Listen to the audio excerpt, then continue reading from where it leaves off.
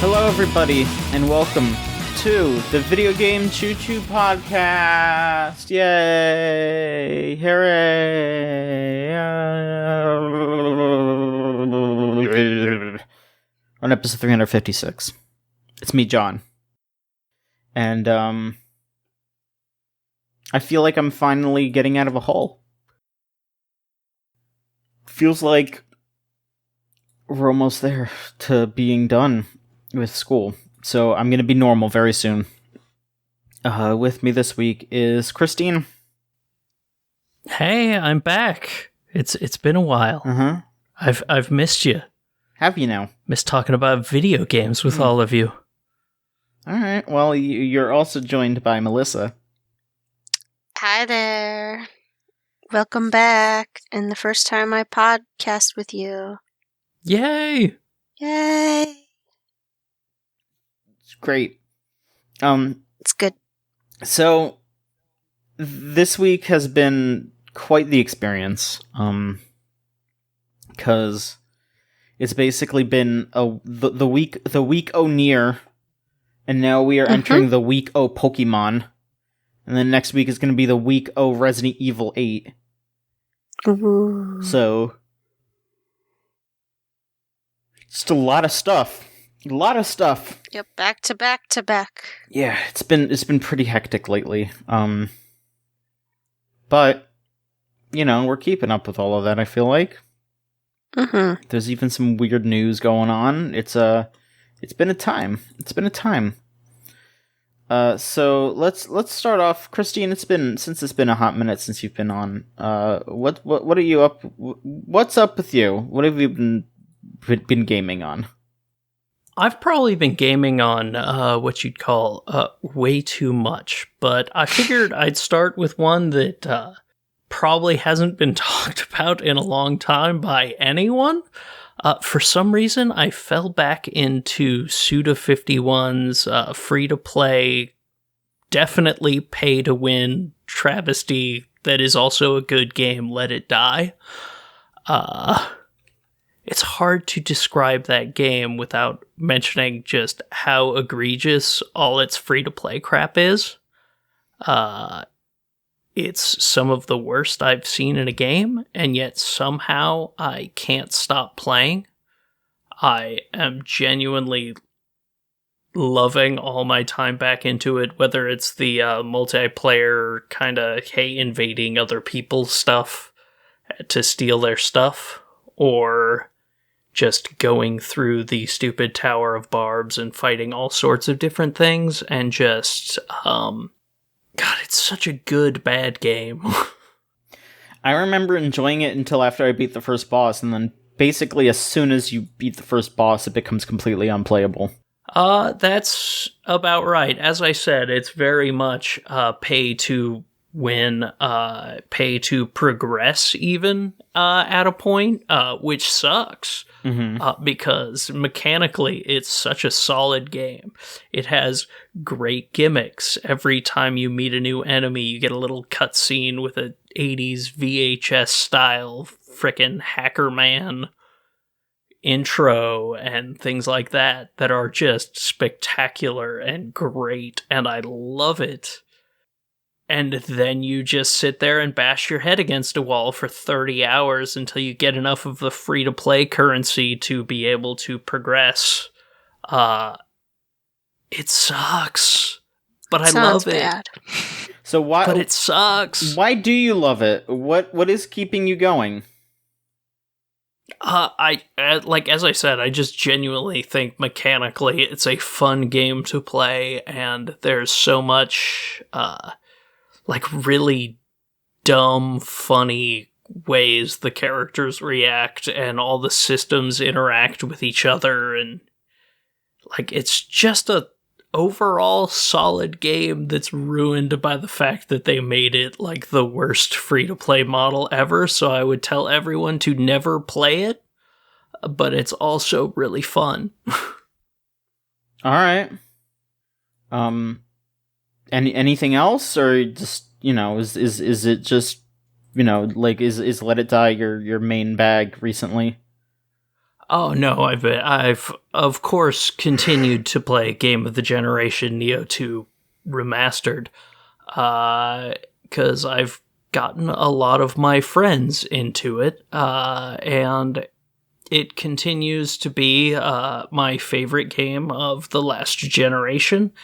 And somehow helping friends with it makes it even more fun, because it's been like, hey, I want to try out some of the new weapons and actually farm some of the fights that give you abilities. So now I can just Izuna drop anyone at any time instead of having to hit like a triple counter with the right timing. And boy, that game continues to feel absolutely incredible. And be my favorite game of all time. Maybe. I'm just going to continue to keep dragging everyone I can into this hellhole that I've created for myself. Everyone play Neo 2 so I can help you through it. The multiplayer is even better. I love it so much. Alright. I mean, I won't. Because I don't want to. And that's fine. I mean, it's not a game for everyone, but I still genuinely am in love with that game. Dark Souls level of hard, or not really? It's Dark Souls level of punishing and learning fights and all of those things, but it's not as hard. It's more action oriented. Mm-hmm. So it's Ninja Gaiden hard. Okay, I kind of want to give it a shot. You totally should. If I do and I have problems, I'll be like, help me! And you'll be like, well, this is what you do. And then I'll be like, well, I still don't understand it. And you're like, well... I'll be there to annihilate every boss. All right. Give me your wisdom. Yeah. Okay. How about you, Melissa? What have you been up to?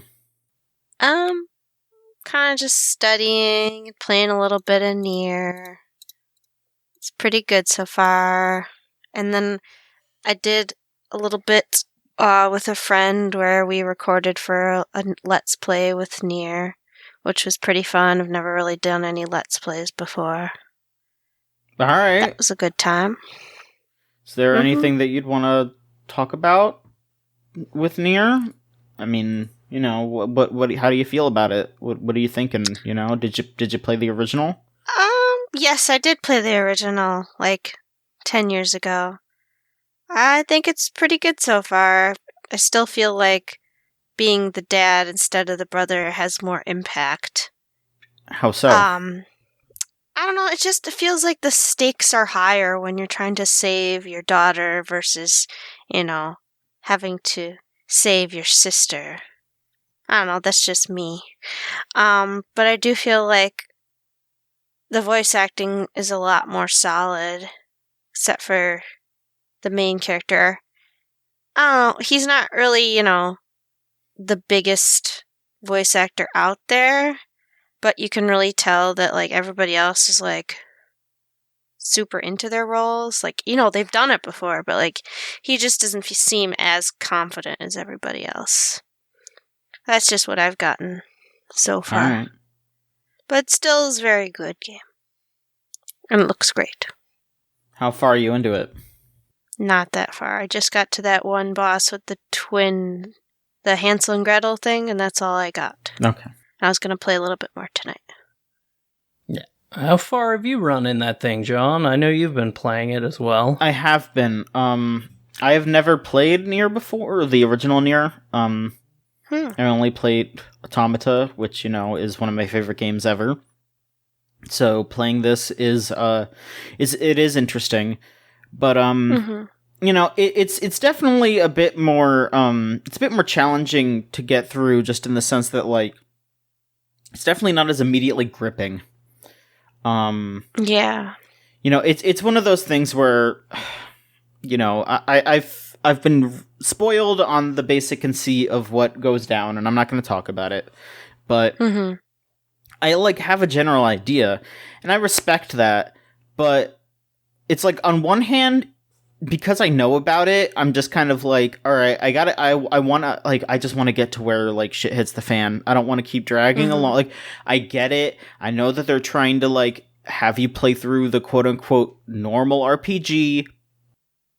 Slow start. They want you to play through the normal RPG before you can get to what they're really trying to say. And that is an essential part of it. But it is quite a while until you're getting to the meat and potatoes. And so I just want to, I want to get to it. I'm done eating appetizers. I don't want to keep eating the salad. You know, you've been giving me salad all day. Let me eat my burger. But, you know, it is definitely just like, you know, this game is like over a decade old, and they only really touched up the graphics and like a few gameplay mechanics, which does say a lot about the actual quality of the original game. You know, like the fact that, you know, a lot of people deride it for being like so unplayable and so difficult to maneuver, but they really only had to change a few things. I mean, it was mostly camera stuff, and, you know, that is pretty bad. But, you know, just touching up a few things made it, you know, feel very modern and very unique. But it does still... I'm still missing Automata. I'm not that far in, but I'm also still kind of missing Automata here. Yeah. Yeah, it's definitely a drastically improved game from having watched a bunch of streams of it lately. But yeah, as somebody who did play through the original multiple times with all the endings, boy, the changes make me really excited to be able to dig into it for real next week. Because... yeah, that original game, it played like hot trash from the camera angles, and they definitely smoothed out the way the combat works. Like, it still has similarities, but it's definitely a lot better. Smoother. Yeah, if you turn it on hard, sometimes it's like really unforgivable. And like those camera angles do not make it any better. It's bad. And I thought that they were going to get Platinum to, like, overhaul the whole thing, but they didn't. They got Toy Logic to go in there and fix the combat, because I guess Cavia was defunct, so they couldn't come back and play around with it. Yeah. But yes, I'm gonna dig deeper into that as time goes on. I did get another game that I'm gonna probably be focusing on more, though, just because, like, Rose is writing a review for Nier, so I'm gonna do the responsible thing and write a review for the first time in a million years. I picked up new Pokemon Snap. How is it? And I am only a little ways into that as well, because, you know, like I said, I'm still doing class stuff. I'm almost done. I'm getting there, but it is, you know, it's still some work to do. But I started that bad boy up, and let me tell you, they really were just like, oh, hey, we're fans of Pokemon Snap. We're fans of this concept. What if it was modern and something that people in 2021 would want to play? And they did that, basically. Ooh. Yeah, so the mechanics are still the same. You're riding around in a little floaty teleporter, whatchamacallit thing, and you're taking pictures of Pokemon. But, of course, the actual trajectory of how it works is, of how the stages work is a bit more interesting. Back then, you would just go through, like, a level a couple of times, get all the different Pokemon, maybe unlock some items so you can interact with the Pokemon differently, etc., etc. But the nice thing is, in this one, is they've now made it so you can go through a stage both during the day and at night. So different Pokemon will show up in the day and at night, or some Pokemon will be awake at night, some Pokemon will be asleep at night. They'll have, you know, different ways that you can interact with them. Like, so far, I only have a scanner, which is, you know, you can scan some things in the environment to, like, get hints on, you know, oh, you know, Hoot Hoot is up here in this little, like, tree hole. Come back at night and it'll be awake. that sort of thing. But also, when you press the button, it makes a loud noise that some Pokemon will react to. They described it as basically like a say cheese button. Some Pokemon react to it, some Pokemon don't. And then I also have the apples, which I think they're called something different. I think they're like fluff fruit or something now, because they need to be very specific that, no, if you hit a Pokemon with it, it doesn't really hurt them. They're very light. You're not hurting the Pokemon. They have to say that now, so, nobody's, like, getting upset that you're, like, beating a Pokemon with an apple. Yeah. Even though they're getting in fights constantly where, like a 2,000-pound Pokemon can use Body Slam on a, like, 3-pound Pokemon and it doesn't die, so, whatever. Anyway, it's fun, it definitely feels like a game where you're kind of supposed to just, like, pop in and out, though. Like, they still very much, like, the stages are nice and short, and the other thing that they've added as well is there's, like, each stage, like, not just the overall stage, but the sections of the stage, like the day and the nighttime sections, they actually level up as you progress, as you get better pictures, as your individual levels go up. And when that happens, the Pokemon will actually react in different ways based on how you level up. So, like, when you're going through the level the first time, or, like, even the first handful of times, it is pretty different once it levels up and you start going through it again. Like, they very explicitly wanted this to be a game that you could replay, that you could play through, have a good experience, and this is not just going to be... that experience that Pokemon Snap was when you were a kid, where it was like, okay, yeah, I beat this in like 2.5 hours, and I'll replay it again in a few years, but it's the same goddamn game. They very explicitly were like, okay, people want a substantial Pokemon Snap experience, we are going to give it to them, and this really does feel like basically what people were asking for all these years, like a new Pokemon Snap game that you can actually, like, play for a good while and, really dig deep into it and feel like you're having an impact on the environment and, just see all these cute Pokemon having a good time and being friends together. It's great. That sounds like, I don't know, super appealing to me. Very wholesome. Being able to have a good, chill game like that. God, yeah. Might actually have to pick it up, since I did kind of enjoy the original one. I'm still gonna miss Professor Oak being like, wonderful, and I'm like, wonderful. Oh my, thank you. Well done. do we still get the fun? Hey, good work. He's not there. Professor Oak is not guy. there. It's a guy called Professor Mirror, and he has an assistant. I think her name is Rita. And, he's pretty normal.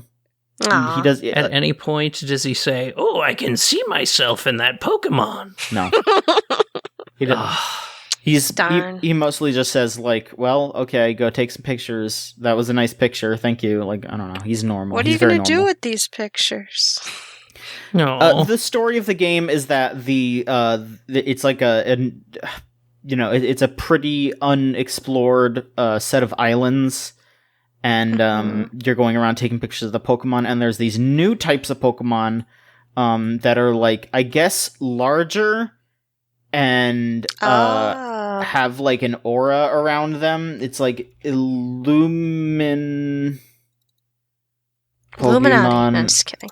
It's not Illumise. Fucking, what are they? What is this? What are they called? What are these bastards called? Illumina. They're Illumina Pokemon.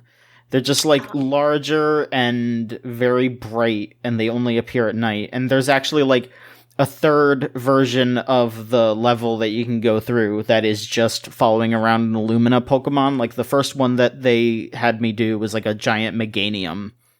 Yeah. So it's just, like, following along with the Meganium, and it was just the Meganium. There might be... I think there are ways to, like, maybe get other Pokemon to show up, so you can get, like, the bonus for having more Pokemon to show up, but that's probably something that you'll get once you, like, unlock more items to use, or, that kind of stuff. I am looking forward to it. Well, it's out now, so... Yes. Yeah. I'm totally not planning on finishing this podcast and then going to grab my Switch and click the buy button and then downloading it on my partner's Switch. Yeah. So she can also play it. Sure. Nope, not planning on that at all. Well, I guess he sold you. It's very cute. I enjoy it Look, a lot so far.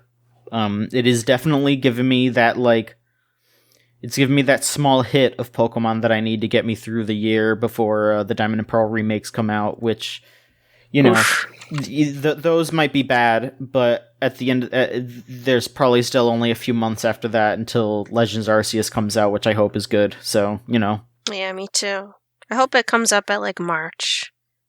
Literally looking forward to it. Yeah, I mean, we'll see. I wanna make sure that they have the time, you know, because there is no specific time, no specific date yet.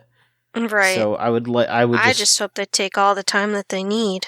Yeah, please. I don't want it to be another Sword and Shield where the graphics aren't super great and oh no, that tree looks terrible. I don't give a fuck about that. I don't care either. I want it to run. I want it to run well. That is what is most important to me. I want it to not be choppy. Which, you know, and I want some challenge. Sword and Shield can be choppy.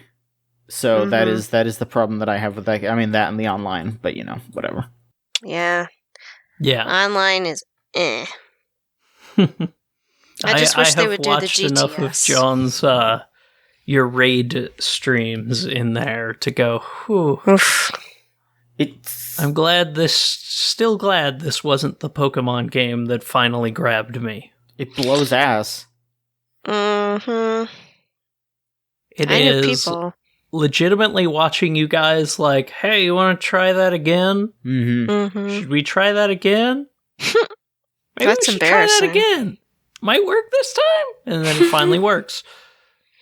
Yep, I knew people who really liked Pokemon for a long time, and they were like, I am not getting Sword and Shield because this just looks like hot garbage. And I'm like, I didn't even play it at all last year because I was just kind of bored of it. I didn't even get any of the DLC. Just kind of disappointed. I got the DLC. I liked the DLC a lot. I still liked Sword and Shield. It definitely had a lot of issues, but I still enjoyed it. But also, I thought it was okay. I have fucking Pokemon mental illness that replaces my brain with Pokemon, and that's it. So yeah, I have the reverse of that in that I look people like asking, tell us your best Pokemon memories, and all my best Pokemon memories are like, well, I kept trying to play it. Mm-hmm. Pokemon Snap was fun. I like Heart Gold and Soul Silver. Those are amazing games. I maybe I should jump back and try them because I keep trying and keep falling off. And I mean, if you just don't like it, you don't like it. You know, don't pass it over your head. Yeah, it's fine. Yeah. Which ones have you tried? I have tried. Let's see, all the original ones on Game Boy. Okay. And then I went with the first one that came out on Game Boy Advance. Notice I'm not saying names because I don't know what they are off the top of my head. The first ones were red and blue and yellow, and then the first ones on GBA were Ruby and Sapphire. Yeah. Okay. And then I got XY. Okay, so and fell off pretty hard. So you played most of the weakest ones. Yeah, it seems like it. I kept trying and going. Actually, Sword and Shield was the furthest I had ever gotten. And that's probably because that's back when I was streaming regularly and like, oh, hey, I've got a crowd of a few people watching me, kind of cheering me on. Okay, I'm gonna keep going. I mean, I'm kind of enjoying it. I like riding my bike around and going fishing sometimes and fighting a fish Pokemon, but I mean, I obviously don't feel like you have to. If you just don't enjoy Pokemon, that's fine. But like, yeah, the DS ones that aren't Diamond and Pearl are the best ones. So Platinum's great. Yeah, Heart Gold and Soul Silver, and Black and White 2. And then, like, I also think that Sun and Moon are fantastic as well. But yeah, it's like the DS ones that aren't Gen 4, like Gen 5 and the Gold and Silver remake. And then the 3DS ones that aren't X and Y. Because I also think Auras is really good too. I don't really like X and Y. X and Y is dog shit. It just seems like they had a lot of good ideas, and they were like, let's just not do them very well. Yay. That just continues my theory that the first time that the first games that Game Freak makes on the new console are always, like, lackluster. Yeah. So hopefully the next one will be better. Yeah, that's why because they did better with Sun and Moon. I mean, I have some hope for Arceus, for Legends Arceus, but at the same time, them trying a completely different type of game still worries me, because that just means that they're going to have growing pains again. Actually, I will admit, the furthest I've ever gotten in a Pokemon game, Let's Go Pikachu, and Let's Go Eevee. But that may have been because my partner and I were playing it at the same time, so that helps it be a lot more fun. Yeah. Well, they aren't really traditional Pokemon games. But also, I kind of enjoyed catching Pokemon in that game a lot. I don't know why. I just like the stupid let's fling a ball at the thing. Pokemon Go mechanics. Just play Pokemon Go on your TV. Yeah, basically. Alright. Yeah. Let's see here. There's some news that's going on this week. Most of it's just insane shit. I'm looking at this list of news, and I'm just kind of like, all of this sounds fake, except for the last one, which is like the most like believable thing ever, but it's also extremely upsetting. I guess I'll start off with the one that is like the most just dumb and humorous. Folks, the Noid has returned. Why? The Noid. The Noid. From Yo Noid? From Domino's specifically, but yes, also from Yo Noid. And Avoid the Noid? Yes, and of a man thought that the advertisement was making fun of him and took hostages, and that's why they retired the character. Oh. Wow, that's not a cool spot. They must have retired him before I was even born. Yeah. I never saw the Noid on TV. Well, I mean, yeah, they cleaned that up quite a bit. Because yeah, it was kind of fucked up. But they've brought him back because I guess Domino's is doing a thing now where they're testing out like driverless pizza delivery cars. Which probably just means that Domino's is gonna like run over people and get into crazy accidents and probably kill people. But the Noid's murder spree continues. Is he driving them? Well, you see, the Noid is actually trying to stop the cars. So the Noid is... Domino's is presenting the Noid as a villain. And, you know, previously I would argue that the Noid was a villain because, you know, he was out there just trying to stop pizzas from getting to people. He's trying to smush the pizzas. You know, which, you know, like you don't want to get your pizza smushed, you know? You bought your pizza, it's fine. But now he's trying to stop, like, vehicular manslaughter, basically. So I would argue that the Noid is a hero now. Yeah. And this ties into games, especially because I don't know if you knew that there was a Crash Bandicoot runner mobile game. No, yes, I had no idea. Yeah, a Crash Bandicoot on the Run. And how was it? I don't know. That doesn't really matter. What matters is that the Noid is in this game as a cross promotional thing. Oh wow. So yeah, you can play as the Noid in that. He looks like he fits into that universe, though. I'm not gonna lie. Yeah, he kind of does. Kinda. So, yeah, I think, okay, there was a Twitter post, I think it was by Splendid Land on Twitter, talking about how Crash Bandicoot's design is horny in the sense that, like, he does not make people want to have sex with him, but he seems like a character that is, like, in desire of sex. Like, that is, like, Crash Bandicoot just looks like this horny animal. Like, Yeah. and I feel like the Noid is very similar. Like, he looks like he wants to fuck really bad. They look like they both give off the same energy, and it's kind Exactly. of creepy. They both want to fuck. They're just, like, running around, spinning, and, like, spitting, and, like, just all riled up. But, I mean, you know, there was also that Yo Noid 2 game that, you know, a group of fans made that was, actually an extremely good game, like, legitimately.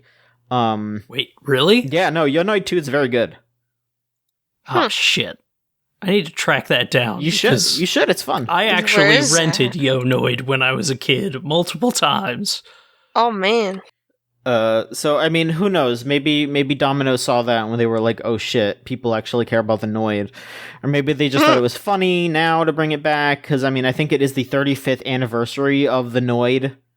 So Yep.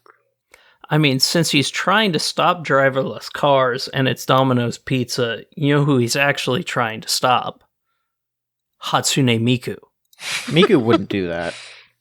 No. Miku would absolutely be a driverless car run by Domino's. Why do you think why would she do that? Why do you think she would do that? Because I have seen the dead eyes of the Domino's Pizza CEO ask me if I know Hatsune Miku. But that's him, Yes, not sir. Miku. We know Hatsune Miku.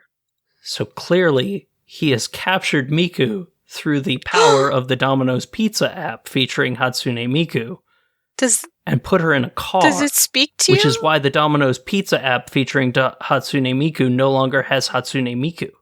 Because she's no longer in the app, she's in a car. Oh God. Does it speak to you in her voice when it opens and gives you your pizza? That'd be Here's really your creepy. Domino Pizza. I'm kind of scared now. Oh God.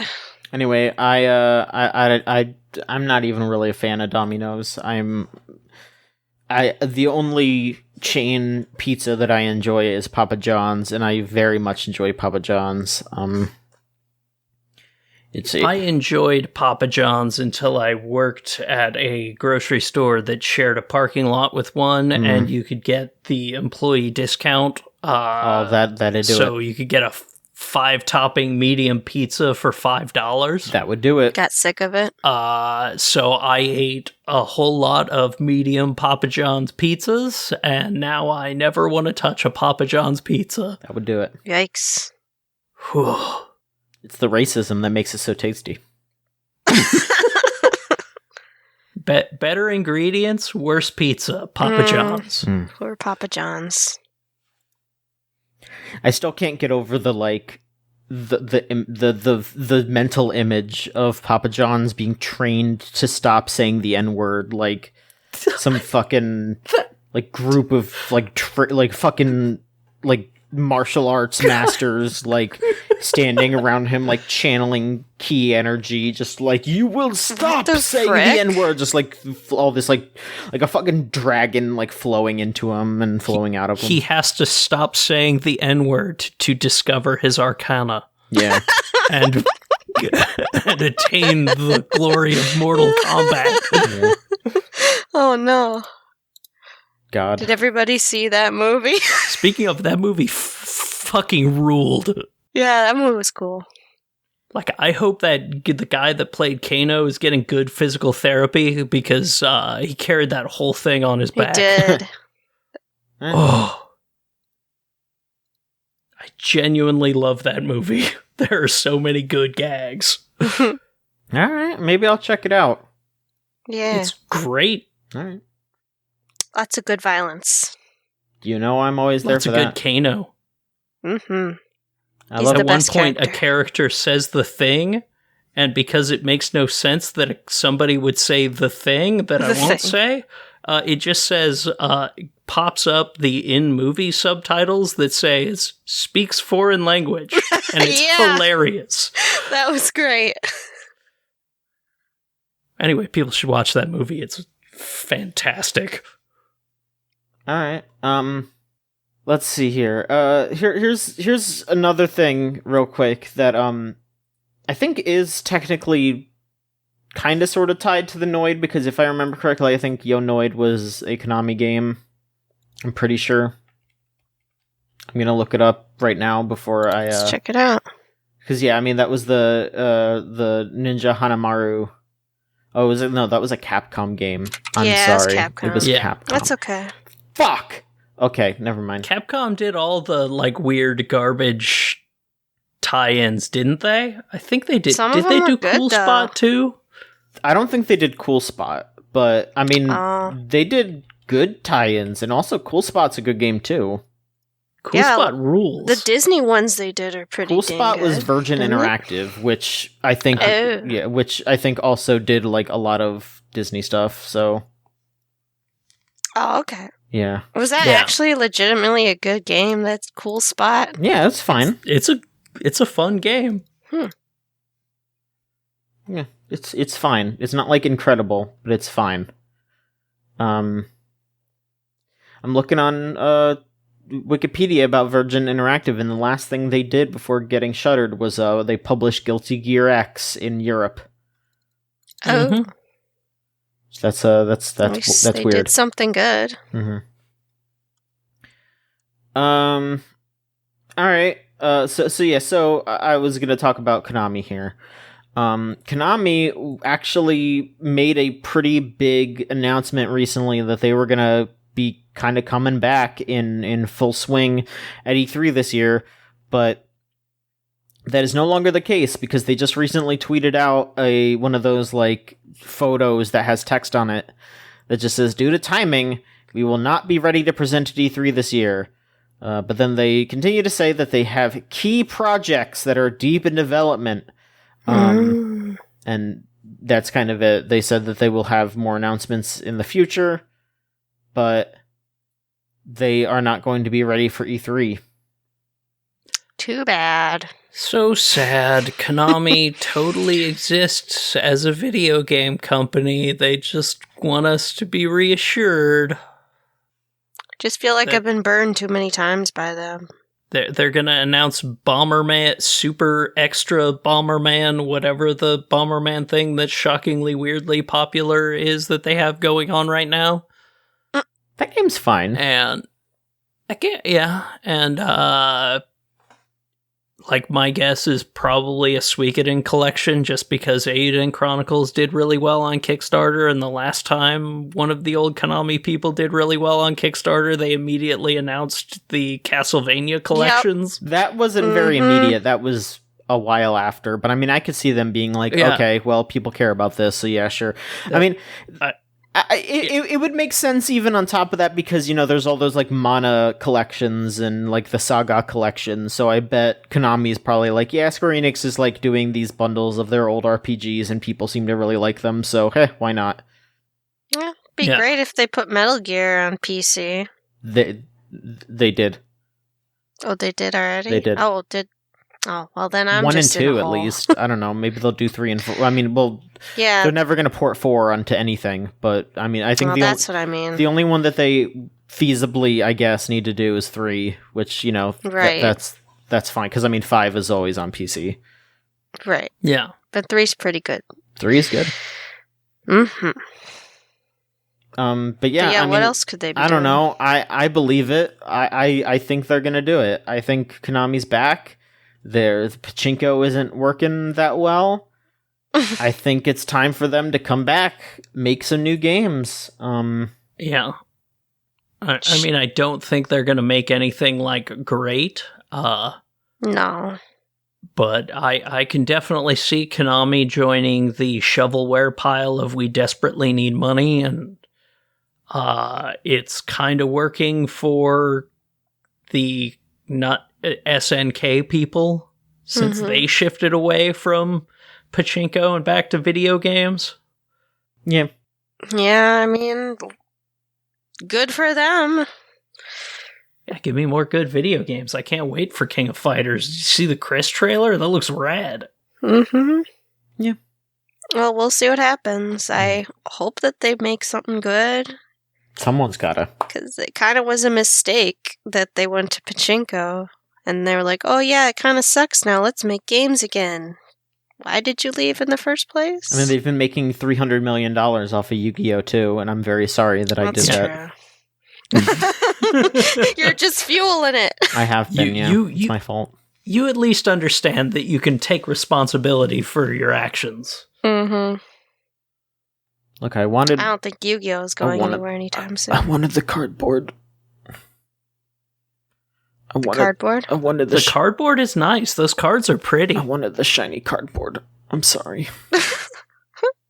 Hey, it's pretty cardboard. Yeah. I don't blame you. Get those foil ones. Oh, some of them look nice. Some of them look like shit. I think the ones that are like way too overfoiled look horrible. That's why I sold my Starlight Rare. I don't need that shit in my life. That was the best part of 90s comics. The frickin' like massively overfoiled covers because people thought it was the coolest shit. Like sometimes it looks cool, but sometimes it just looks horrible, which like, they have that Ghost from the Past set that just came out that has all the ghost rares, and ghost rares are just terrible. You can barely see the art because it's just like it's pure like mirror shaded instead of like actual like color. So it looks like completely white unless you look at it from a specific angle. That's weird. But yeah, the Dark Magician that got printed in that set is going for over $1,000 now. Shit. Holy shit. Yeah. So, if I pulled that would be like rent for 2 months. Nice. Like Yu-Gi-Oh! Thanks, Yu-Gi-Oh! You paying my rent. Yeah, because I mean, I bought that PS5 by pulling that Starlight Rare, so you never know, I guess. Ooh. All hail Joey Wheeler. I mean, Red Eyes ain't going for that money. Dark Magician is. Nobody needs that. Nobody's paying that much money for Joey cards.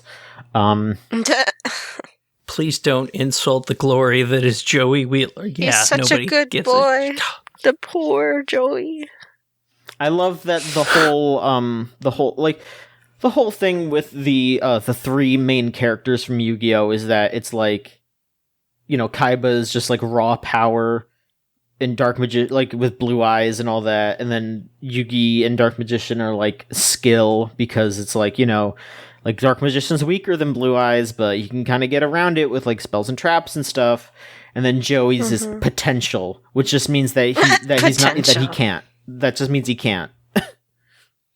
He's got one equipped spell, and that's it.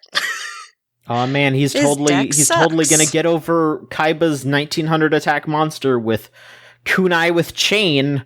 Oh man, Kunai with chain, that's a classic. Attached to Alligator Sword Dragon, which makes it have like 1700 attack instead of 1900, so it still dies. Oh. I don't know. I'm making that up. I don't actually know if that would be strong enough or not. He just won with pure luck. He just put the Time Wizard out all those times. Time Wizard. Yeah. It doesn't actually age the monsters. The anime just teaches you wrong. It just looks so good. I still think it's really funny that they have to like make references to dumb shit that happened in the anime. So there's a card called Attack the Moon. That's like if you change a card from defense to attack position, you can destroy a field spell. Just so that way, that one time that Yugi just went, hey, Giant Soldier of Stone, destroy the moon to make the Umi not as powerful. Yep. I love how in the episode, like, they just took a JPEG picture of the moon and just put it on the card. I was like, it's great. This is so bad. But I love it. Oh, Yu-Gi-Oh! I genuinely love you. And my favorite one was, it's like, you just knocked off its flotation device. The castle's not going to float anymore. But oh no, it's being held in place by the swords of revealing light. It's like, that's not even a thing. What? Yeah, don't worry about it. Christine, tell us about more stuff that you've been playing. All right.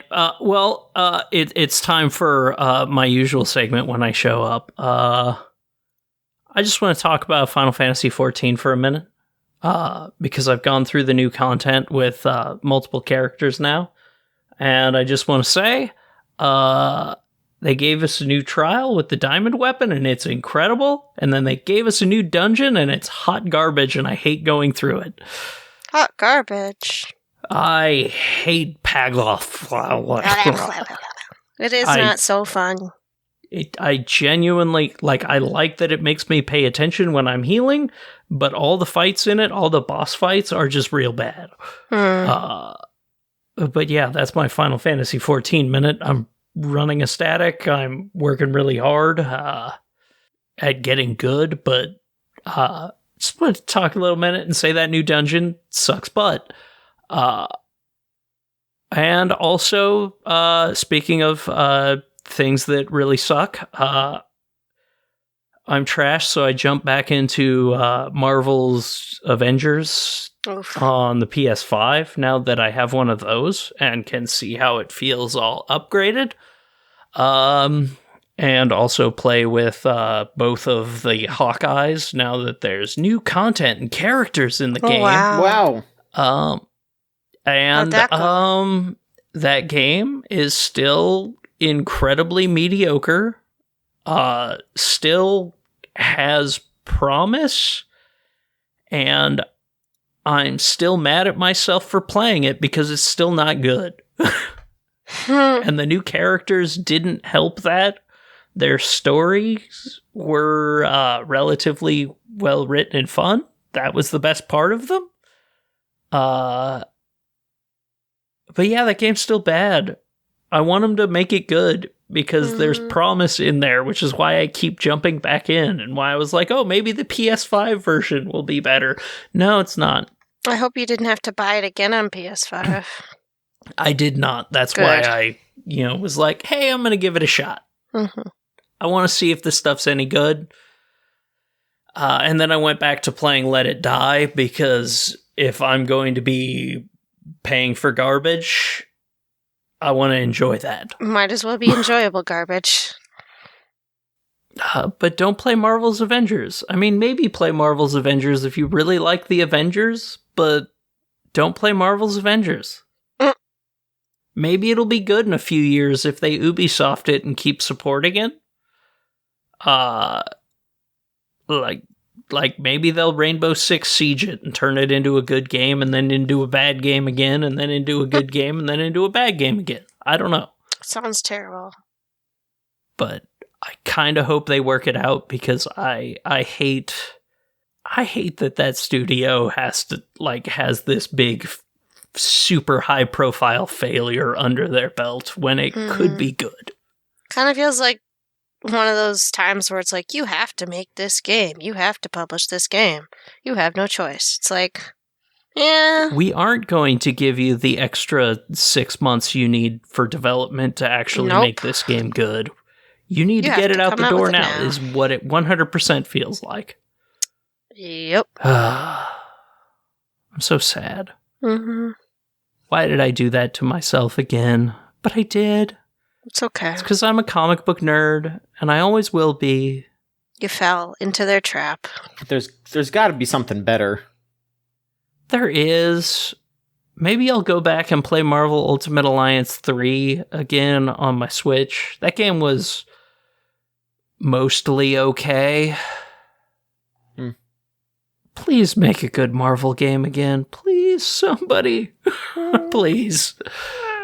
Capcom. Let's do it. Mm-hmm. Capcom. I heard somebody was there. The rumors this week of people like NetherRealm's making a Mortal Kombat game. I mean, a Marvel game. And I'm like, yeah, no. No, that's like the DC. Most easily disprovable thing. I don't want it to be true. I don't want that to happen. Please do not do this. If there is a Marvel fighting game, it just needs to be Marvel vs. Capcom 4 or 5, whatever you want to call it. I just don't even think about it. We just need we just need to do this with Ono out of there. Fucking Ono works at the Lightworks now? Yeah, what the shit? That was such a weird thing. Now I'm scared of Melty Blood. Oof. I don't think he can't do anything to fuck up Melty Blood. He's not gonna do anything. But still, it's very dumb. It's very weird. Delightworks. He's gonna start carrying a saber in his pocket instead of. Delightworks is more just like involved with Fate Go. Yeah. Instead of like Fate in general. So he's not gonna touch that. He's just like working on Fate Go now, which is insane to me. But whatever. Is there anything else you'd like to go over? Yeah. It's something touching on something that LV's been talking about the last couple of weeks. Because we're both Harvest Moon heads, if you will. Both of us. I've been playing the Pioneers of Olive Town. I'm about 2 years into my game. And I can confirm everything she has said. Like, I really enjoy the overall feel of the game. I actually think a lot of the streamlining things they've done is good, and a lot of the crafting stuff feels really good, and I quite enjoy just, like, the day-to-day actions of running the farm, and going fishing and chopping down logs and whatnot. I enjoy all of that. What I don't enjoy is the same thing she talked about. The characters feel like they have no life. You get little cutscenes as you raise your friendship level. But the biggest problem is, hey, I just raised my friendship level with one character, but the cutscene about ostensibly that should teach me about them is almost more about other characters. And it just kind of sucks. Like, the character is not there in what I want, which is, like, I want the villagers to have cool, interesting characters that make me want to befriend them. But for the most part, with how boring a lot of that stuff has been, I've just spent most of my time farming because it helps me keep calm, be relaxed, and get my brain in a good place for working and things like that. And it's so disappointing, especially because there are so many more, like, not white characters this time. Well, that's good. Like, the town is predominantly, like, not white entirely, which is a change from a lot of them, which will sometimes have, like, your random Asian character show up, but this one, entire families are Latino or Black or, you know, Asian instead of just one random character. And it's really cool, and it really appealed to me, but none of the characters are interesting, and it's so maddening because there's a core of a great game there, and it's just not quite there with how boring the characters are, and I want them to nail it next time. There will always be a next time with those games. People are nuts. Yep. And there will be a Rune Factory 5 coming up, which hopefully they don't fuck up the characters in that too, because that's one of the biggest charms of the Rune Factory games. Alright. Alright then. Alright, let's go over the last 2 bits of news here. Alright, this was the one that's just fucking nuts. So Riot Games has once again gotten their stinky little asses in trouble because Jesus. They have threatened a fan project that was basically it was pretty much like those World of Warcraft classic servers where it's called Chronos Shift, and it was basically just going to be like old League of Legends 10 years ago original stuff, just having all the things that it was back in the day. And it seems like Riot, instead of just either leaving it alone or, maybe announcing that they were going to do it themselves, so, not to harm anybody or anything, they sent some dude. Like, they just sent some guy called Zed to fuck with people in Discord. Sent them, like, a bunch of weird messages. First off, replied to them on Reddit in a really weird way. Just like a really demeaning, shitty way. But that was like a year ago. Now, the Zed guy, Discord DMs one of the team members at Chrono Shift, and just acts like a fucking weirdo about this whole thing, just like threatening them and being like, I admire the effort to cleanse your channels, but I'll be real with you, that's making me think you don't have a ton of interest in cooperating. At the end of the day, that's fine, but I'd urge you to give us some credit. We archived all your messages long before you nuked the channel. You could delete the private channels too if you like, mod chat, backend to do, etc. But I prefer you didn't, since it really won't do you any good anyway. You've obviously put a lot of work into Chrono Shift, but I assure you that the Chrono Break is coming. Like, jeez. This guy, it's so what the fuck? That's so weird. This guy was, like, maniacally laughing to himself and thought he was, like, this evil mastermind talking to this person instead of just, like, treating them like a human being, Like, look, there's layers to this. There is the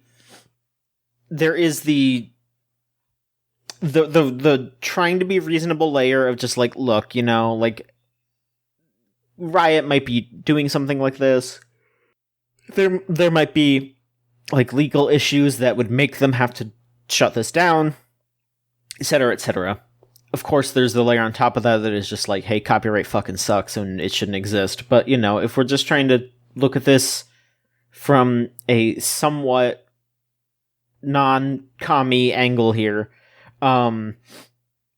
just, like, treat them like people and explain to them the legal reasons why you'd have to do this instead of trying to be a wizard mob boss or whatever the fuck this guy's trying to do. That's about the best description of it, because I read that thing and it reads like somebody who has only ever watched lawyer TV shows, but like the weird maniac, but also looks at them as like the bad guy lawyer is actually the good guy. This dude's because half the fucking stuff was psychotic. This dude's favorite Ace Attorney character is Manfred von Karma. Like, Jesus. It was so, just listening to that, or listening to you read it out loud made it even better, because I hadn't read it out loud yet. Just reading it in my head was like, what the fuck? Yeah. But then you say the words out loud, and it takes it to a whole new level of just... Mm-hmm. Do you not actually read what you write? No, they don't. Because... They're not thinking. But yeah, I mean, the Chrono Shift people weren't doing anything illegal. They did gather some, like, old data and, like, files from, like, previous League of Legends versions, but all of that is... Mm-hmm. It's all available online for free, legally, that anyone can look at. So it was. Yeah. So, yeah, it's dumb. I don't know. It's real stupid. These people it's one of the few. It's one of the few cases where I actually read what he wrote and I kind of believe Riot when they say, like, "Hey, this guy went off the shits and we don't approve of what he said." Yeah, because he went off the shits, and like, no corporation would listen to that and go. Even the most evil one would be like, you know what? I know I wanted to destroy the world, but that's going a little too far, buddy. Yeah. Yeah. It's so weird. Please be normal. Please be normal. Mm-hmm. My name is Zed. Do you believe I could be normal? No, you're not scary at all. No. Just be normal. And the last bit here is a really depressing bit of news, but it's also probably the least surprising one. There was a little announcement from our enemies at Activision, who confirmed that Toys for Bob, the folks that did the Spyro remaster and Crash 4, are now just working on Call of Duty. What? So That really I can't wait sucks. to get my Ghost Funko Pop and be able to stick it on the AR sensor of my controller to be able to unlock content Wow. in Call of Duty Battlefield. 64. I don't know. Yeah. Are you trying to copy amiibos now? Well, I mean, they were the original amiibo. Like, every I thought the so- original amiibos, the Disney Infinity things. Skylanders, Yeah. Skylanders. every single developer that Activision owns is just working on Call of Duty now. Jeez, that's really sad. I can't wait for Overwatch 3. This time it's just Call of Duty. Yeah, I mean, I guess except for Blizzard, but Blizzard is still How kind long are we going to be able to say that? Yeah. though? Yeah. time's ticking. Mm-hmm. Poor Blizzard. It's rough. It is fucking rough. You know, like it's Like, I have no fucking clue. it's better that they're not getting shut down, but like, Yeah. God, how demoralizing that you know, like they put out like one of the better received platformers last year. Like people really, really liked Crash 4. People really, really liked the Spyro remaster. People really, really liked Crash Team Racing. Yeah. You know, until they started forcing all the DLC shit in there, which was Activision's fault, probably. But like, Yeah. like they're sabotaging everything about these developers, and it's so sad. It is so sad. They were working on. It seemed like they were working on a new Spyro game. I was super hyped about that, and now they're totally not. Now they're just making Call of Duty. Yep. Who wants that? I mean, you know, it's still a juggernaut. People are still making a shit ton of money. They're still making a shit ton of money Right. off of it. But I don't Yeah. know. This is But do they... 1, 2, 3, 4, 5, 6, 7, Yeah. 8, 9 different dev studios working on Do one they franchise. Do they really need that many? That just seems like It's they're pure trying to work bloat. on 3 games at once. It's or pure something. bloat. Because they are working on multiple games at once. You know, they're working on, you know, they have to keep updating the current game. They have to make the new game, and now they have Call of Duty Warzone, which is the like battle royale. So yeah, they are working on 3 games at once, and they have to have different teams working on all of those things because, you know, there's like one team making the campaign and one team working on the multiplayer and one team working on like the zombies mode or whatever. Like, it's so fucking much. These games are so bloated.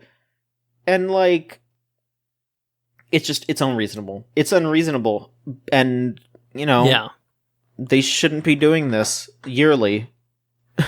I wouldn't be surprised if plenty of people from those teams just left and started their own thing or went somewhere else because they just don't want to work on Call of Duty.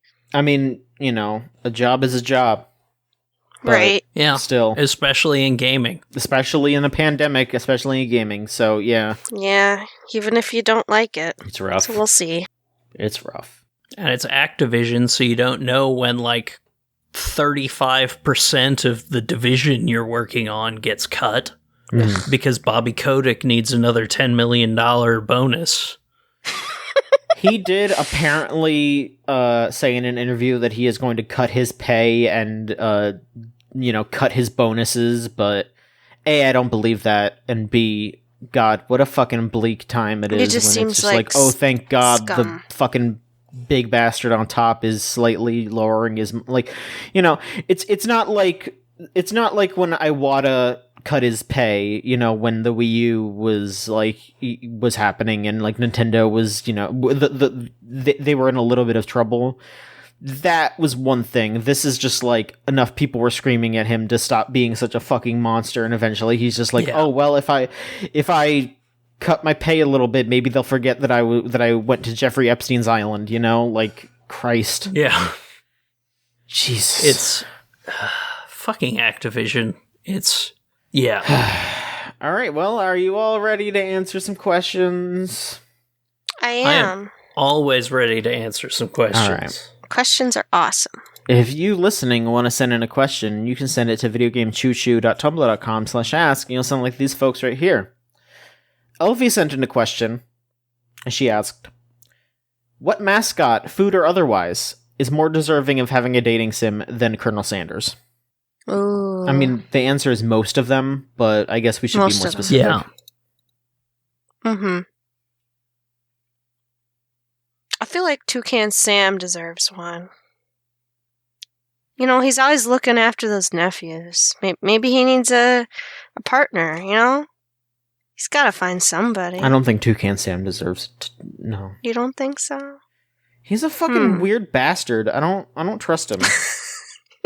I don't trust the Trix Bunny, though. No, the Trix Bunny doesn't nobody trusts the Trix Bunny. His entire, Tricks are for kids, and that fucker's always trying to steal candy from kids. He could just buy his own. He's being a bastard. Right. Yeah. I'm sure he gets some money from being in the advertising. I don't know. You know, honestly, the best answer for this, the Kellogg's cereal Halloween monsters. I just want a dating sim where, you know, whether it's Count Chocula or Boo Berry. So they would be the choices. I think they need more love. You know, I think people would go crazy over Tony the Tiger. People already go crazy over the Tony the Tiger. They had to tell people to stop tweeting horny things at him because children are looking at his Twitter. Damn those furries. But yeah, sorry, the Halloween monsters need love more than just the 1 week a year they come out on boxes. That'd be good. Let's give them some year-round love with a good dating sim. I want to take Count Chocula to the movies. He seems pretty good. The Boo Berry guy. Boltman dating sim. Captain Crunch. Ooh. I want to brush Boltman's teeth for him. His gigantic fucked up teeth. Stop by McDonald Land so I can go on a date with Grimace. Funky Grimace. The Grimace would be a horrible partner. Are you kidding me? Oh. Horrible. He'd forget everything that you tried to tell him to do. Be a complete pig in the house. No cleaning. You'd have to clean everything. Horrible. The Grimace needs to... What about that bird? She'd probably be fine. The Grimace needs to fucking fix his shit before he's dating anybody. He needs to go on a big diet. No, I'm not talking about that. I'm not fat shaming Grimace. I'm shaming him for... He just needs to learn to clean up after himself. I'm shaming Grimace for his incompetence and for not caring about other things. I do not fat shame. Like, what even is he? He's a Grimace. Just a Grimace. He's the Grimace. He's a Grimace.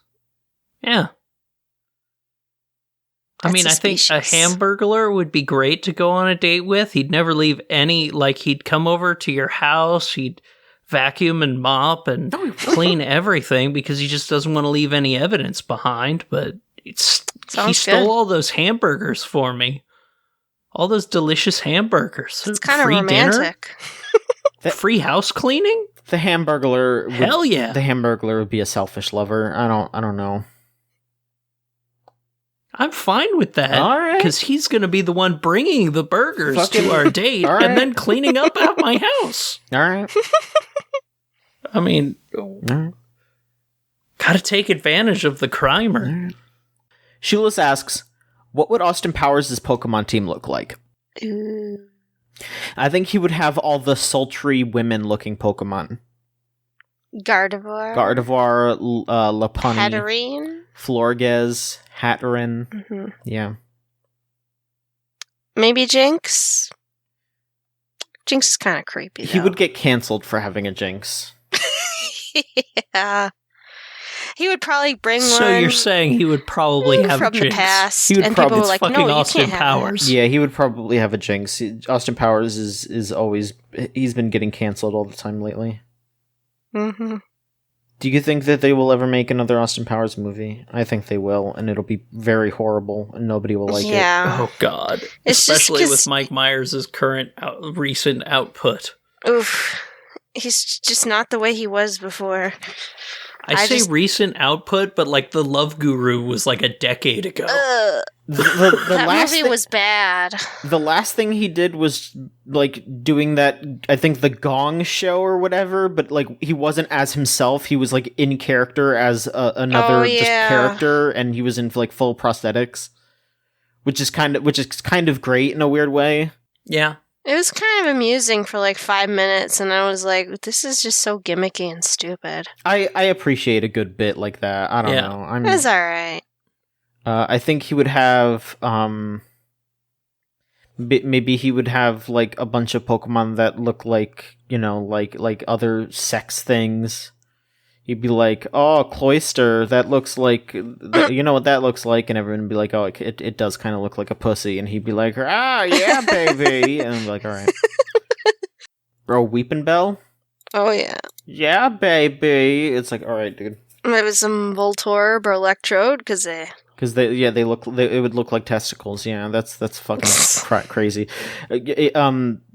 Cast form also does look like it has testicles on it, which is kind of looks like it's got boobs. Testicles. I mean, it kind of just depends on what you're thinking at the moment. Sure. But yeah, it's just depressing. Yeah, I don't know. Anonymous asks, in light of recent events, what kind of terrible costume decisions do you think Blizzard will make in Overwatch 2? This is following up with the new skin that Mei has, where she has fucking cornrows.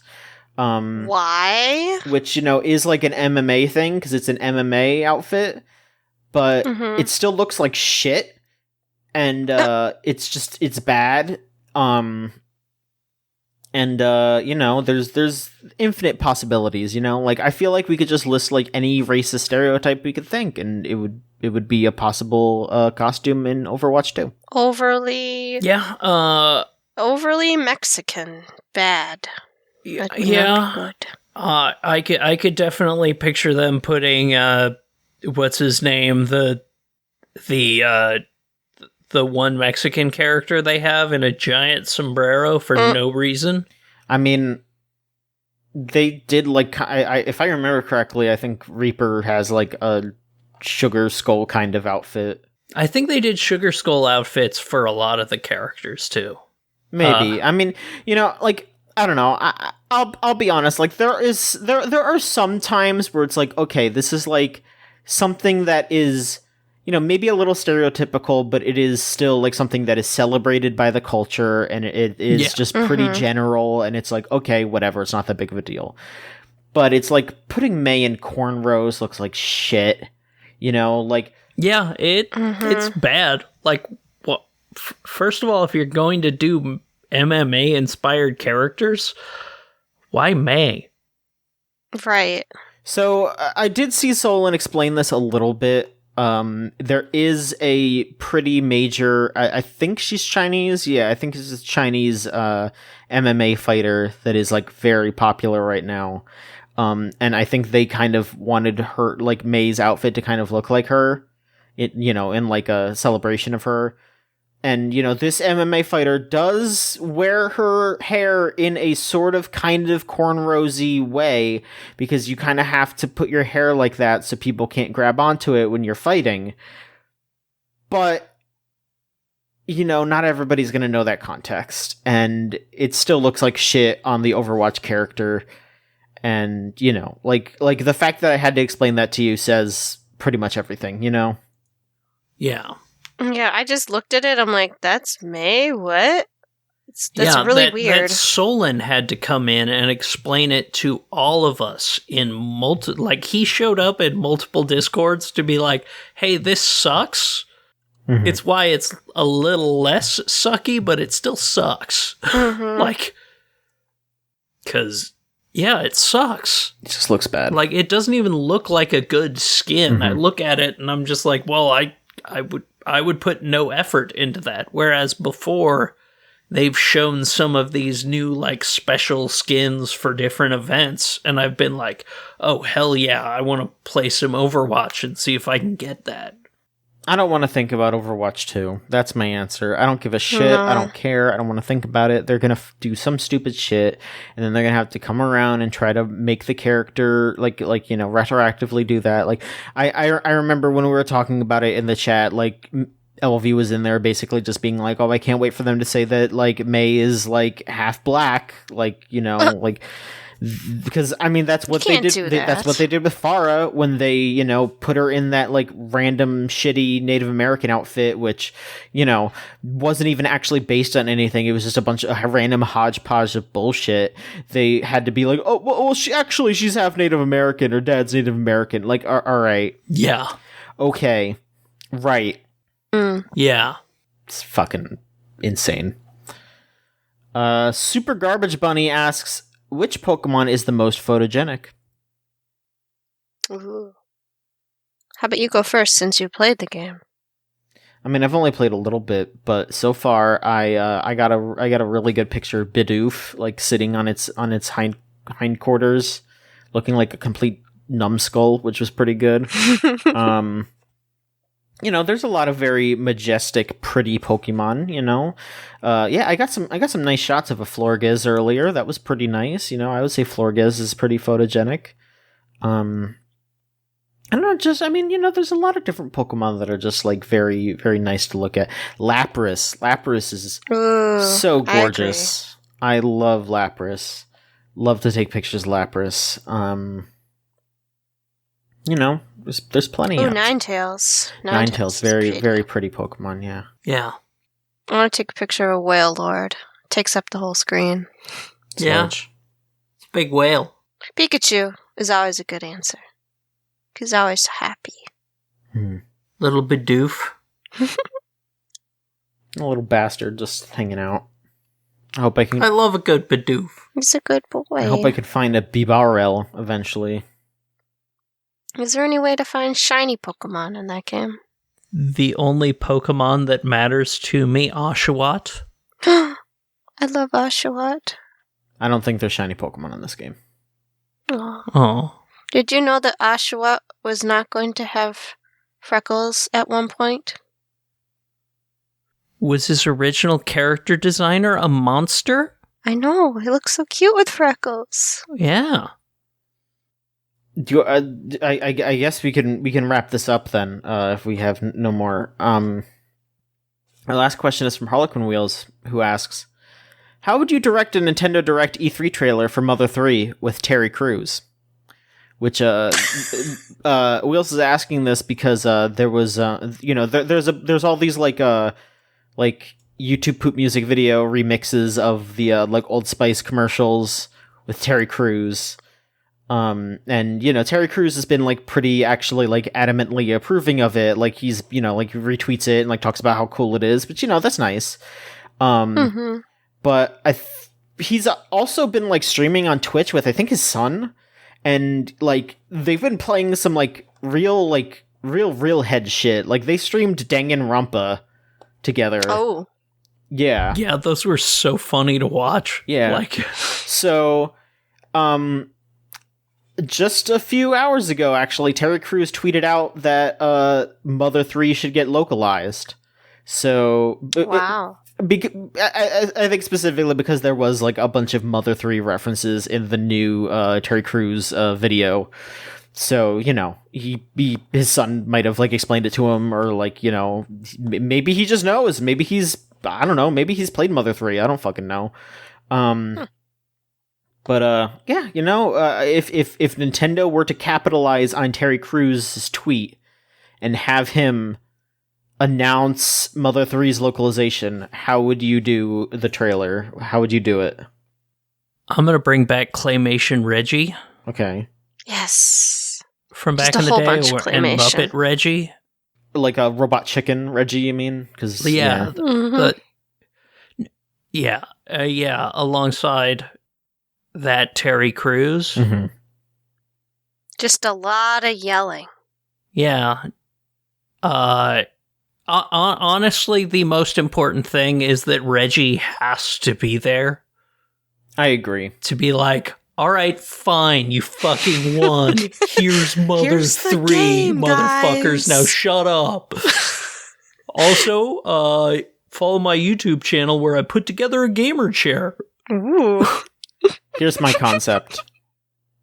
I'm going to kind of take some inspiration from yours, but I think it would be Terry Crews all dressed up in like tactical gear or whatever, like he would be in like an action film that he would star in. And he would like break into Nintendo headquarters and like, you know, fight through a bunch of guards and stuff to get to the Mother 3 translation, and the last person guarding it would be Reggie. And he'd just be like, of course, even though I've retired, I still must perform my ultimate task to make sure that nobody in America plays Mother 3 legally. And then, you know, they do battle, and then eventually Terry comes across. Terry Crews reigns victorious, and he releases Mother 3 to the world. That is how I would do it. I genuinely love that. A good Expendables style breaking and entering. Yeah, like I would just like I could just see him in like, you know, his like tactical gear, all greased up as he would be, taking down all the guards to bring Mother 3 to the masses. I would like to see him as like a Mother 3 boss, and then you fight him, and he talks about how there's like the beat battle system, and he's like, this game, it's never before released. I don't know, something like that. Okay. It's like, it's finally coming. Okay. It's like, thanks, Reggie. Thanks, Reggie. I'd have him beat Reggie, thanks to the other Old Spice guy also showing up, who regularly can just change reality to being like, I'm a horse. Oh, look, it's Mother 3. Now it's an Earthbound 3. It would be Earthbound 2. Because yes, Earthbound 2, and now it exists as a localized thing, and then he and Terry like high five, and the world explodes. If Mother 3 comes out, the world is going to explode. But generally, just any excuse to get the new Old Spice, the other Old Spice guy in there, because I like him a lot more than Terry Crews. Mm-hmm. Yeah. And what if they're like promotion with Old Spice and Nintendo? I don't know, just like Mother 3, Earthbound 2 bottles of Old Spice. I have no idea how that would work, but it seems kind of funny. Yeah. Well, that's it, folks. Look, games occurred, and I'm glad that we were able to talk about it. That's what I have to say about that. Me too. Mm-hmm. I enjoy it. So if you want to continue checking out all the stuff that we've been doing, because, hey, we have a whole friggin' website.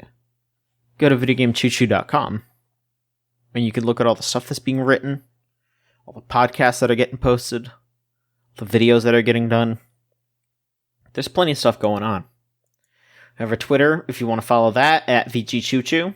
We have our Tumblr, videogamechoochoo.tumblr.com.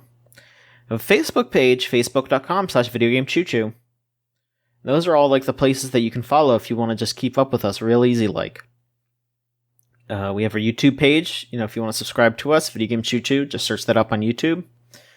We're always posting some dumb stuff, you know, there's plenty of dumb content that we have up there. We have our Twitch, twitch.tv/videogamechoochoo, or, I'm sorry, it is twitch.tv/VGChoochoo. You know, we stream here and there, you know, it's not really super regular, but we've been doing it more recently. I did a stream not that long ago, that was pretty fun. It was fun watching you play. Yeah. Patreon.com/VGCC. It's just $3 a month if you want to support us on Patreon. You don't have to, of course, but when you do, you can get access to our anime podcast, Unlimited Railworks, a whole week early. And yeah, we did change the name, because Unlimited Railworks sounds better. And also, we're going to change the name of the website eventually, too. So, that'll happen soon. We got our Discord, thegamezone.zone. You type that into a browser and it'll bring you straight there. You can hang out with us. We're always hanging out there. We're always talking shit. We're always posting. We're always watching vids. It's a nut house there, but it's a good nut house. We're just having fun. It's a fun time. Yes. Yeah. I enjoyed watching the Oscars fiasco, whatever the heck you want to call it, with everybody. Mm-hmm. And of course, we have our theme song, Crush, off the album Magic is Real by Melt Channel / Magic Circuit. If you want to listen to more of their stuff, it's meltchannel.bandcamp.com and magic-circuit.bandcamp.com. You can buy their stuff anytime, but I would always recommend that you do it on the first... Is it Friday or Saturday? Friday. First Friday of every month. Because that's Bandcamp Friday. They get all proceeds. That is what I would say. Christine, where can people find you? You can find me on Twitter at Judgment Scythe. Yeah, that's about it. And, of course, videogamechoochoo.com. Mm-hmm. How about yourself, Melissa? You can find me as well on Video Game Choo Choo, writing some reviews and features. And sometimes I hang out on Instagram at Fatal Flare. And I'm at JOHN_MICHONSKI on Twitter. And that's it. That's all I do. I do this and tweet. So that's all. But that's it. I would like to thank everybody for listening, and I'd like to thank you two for being on. And we'll be back next week with another episode of the Video Game Choo Choo podcast. So long. Bye. Bye.